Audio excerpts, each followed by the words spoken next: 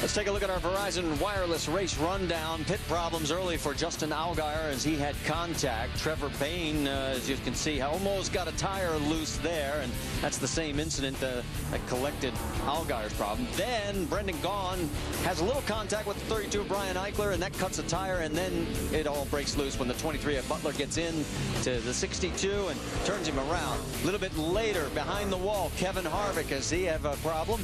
As we can also tell you that Scott Wimmer has just gone behind the wall. And then in lap 153, Mike Bliss gets some help from Trevor Bayne.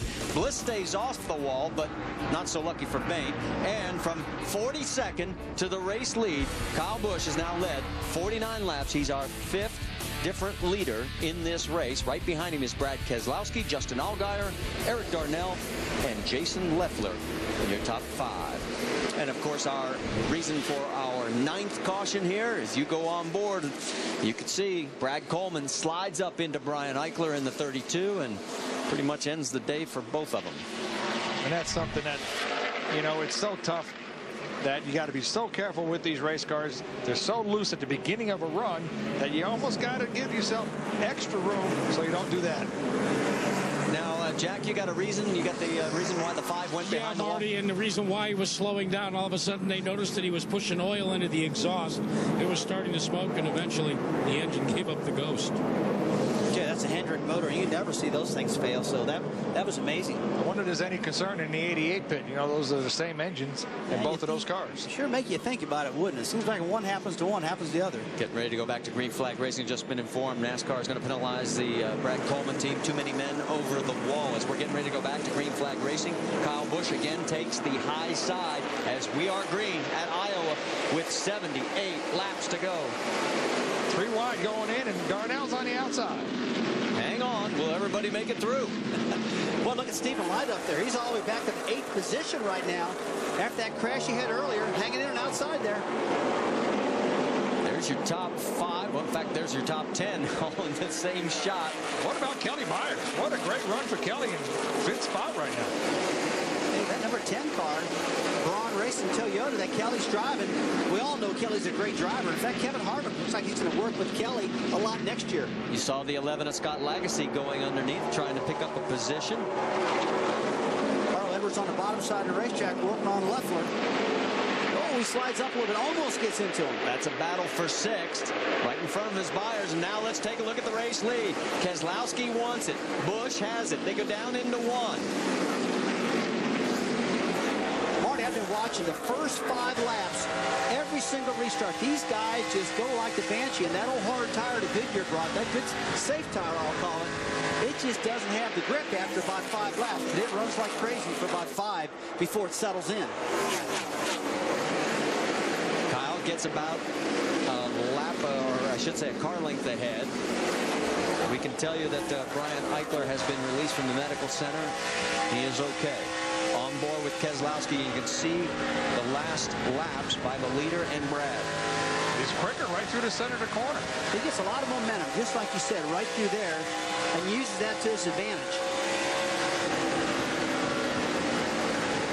See, Kyle's just choosing that second lane and staying in it, and Brad's pulling that nose down, trying to get that downforce to the front of that car. And all these drivers will tell you, they want to get that nose clean so that thing's stuck good so they can turn underneath them, just like Brad's trying to do right there.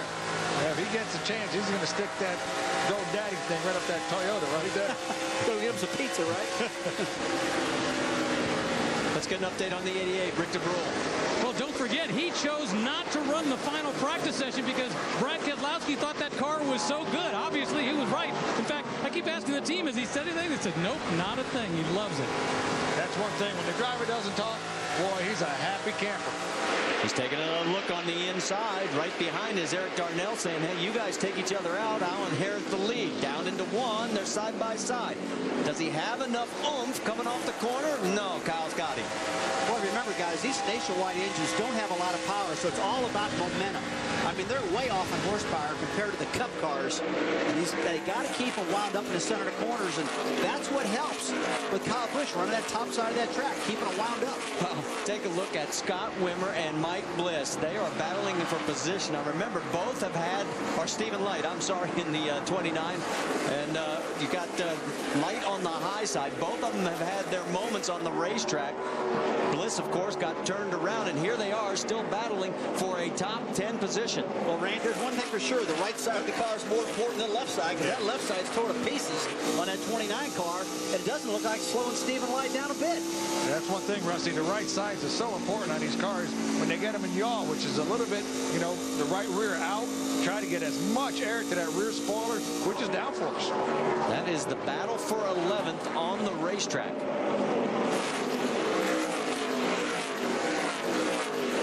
This is going on. Jack Arute is caught up with Brian Eichler. He's been released from the infield care center, and he's made his way back to watch his crew start to dissect his Dollar General number 32. Any idea, Brian, exactly what happened? You know, when we're working the high groove there, we had a pretty little tight race car, and the 20 just dove in no and lost his nose and pushed up into us and took us out. So thought we were going to have a good run here for Dollar General this afternoon, but they ended short. I understand the big question everybody wants to know is, are you going to go to work for Kyle Busch next year? There was some talk about that in some of the local papers and things. I don't know. It's all performance-based, and we just run as good as we can and get as many rides as we can, and unfortunately today didn't end as good as we thought. Guys? Well, I'll tell you what, Kyle Busch has said very plainly, if I ever start a team, he's the guy I'd like to have for my driver. Battle for the race lead is heating up again. Here comes Keselowski, and again, Kyle's able to slam the door. They won't give up. They keep running side by side every single lap. And boy, the turn 4 is what looks like it sets up this pass. It just puts them right up in the bumper. And also, the exit of turn 2. Those are the two corners I'm seeing that these nationwide cars are loving to run at.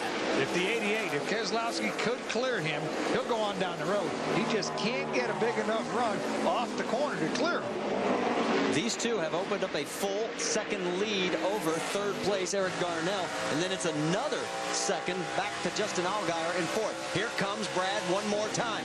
Down into the corner. He's gritting his teeth, hoping to hold on. And Kyle Busch is saying, no way, baby. I'm keeping this thing wound up. You're not going to get me right now. Because Kyle's got this place figured out right now. He's won here before, remember. Did it in the Camping World East-West combo race. This is the closest Brad has been able to stay. I think he's going to clear him this lap. Here we go. He's got a nose on him. Now can he finish the deal through 2 over the bump? And survey says no, I don't think so. I still got a half a lap. Going to try it again down into 3. These guys are beating up on each other. But you know what's really amazing is they're maintaining this 1 second margin over third place. You would think that that would give those guys a chance to pull up on them. The lap times, they are running the same lap times. There's about 8 cars in the top 10 running the same lap times. Is he going to clear him this lap? Here he comes. Does he have him coming out of 2? No, it's a drag race down to 3. I love watching this. You know, you would hope when the track got built with having 3 different angles of banking, 12 on the bottom, 13 and 14, that these guys could run in their own individual lanes. And Randy, it looks like they're doing it. Well, you know what, Rusty? I just happened to look out the window. These fans are going crazy here. Yes, he cleared him. He's got him. He finally gets him coming out of 2. And you're right, the 60,000 plus on there. Look at them. They are just loving every minute of this first race in the Nationwide Series at Iowa Speedway. So there's one thing for sure. Nobody's leaving. Nobody's trying to get to the highway first. They don't get stuck in traffic. They're all still in their seats. 6 lead change between 5 different leaders. And right now it is Keselowski in front of Kyle Busch, Eric Darnell, Allgaier, and Byers. That's your top 5 after 189 of 250 laps. Who wins it? Come back. Remember, there's an extra bonus for $75 grand on the line.